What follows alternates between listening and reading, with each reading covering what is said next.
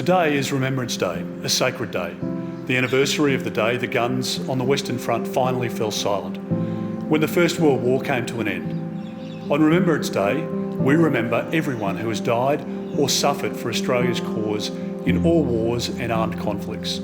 Almost 103,000 people have died as a result of their service with Australian units. They've come from every corner of our country, from the biggest cities to the smallest towns and villages. Debra in Queensland was just a small rural district when war broke out in 1914. And from this tiny community, some 50 men enlisted and 15 made the ultimate sacrifice. Among them were two brothers. Charles Easley was a farmer. His brother Robert worked as a fireman before enlisting. Private Charles Easley died on the battlefield on the 31st of August 1918, just a year after his brother Robert was killed in action at Passendale. Their names are inscribed on the Roll of Honour here at the Australian War Memorial. We honour their memory today.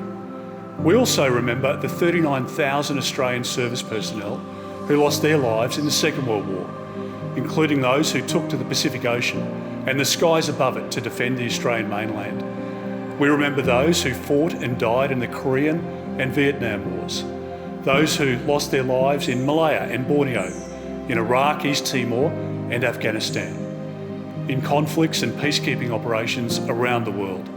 And we pay our respects to all defence families who mourn the loss of their loved ones. They are always in our hearts.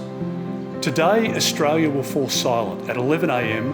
for 1 minute so we can honour those who have suffered and died to protect our nation's safety and security. So long as history is taught in our schools, so long as we attend war memorials, so long as once a year we stop, stand in silence for 1 minute and remember, we as Australians will never forget our dear fallen and will acknowledge the price they paid for our freedoms.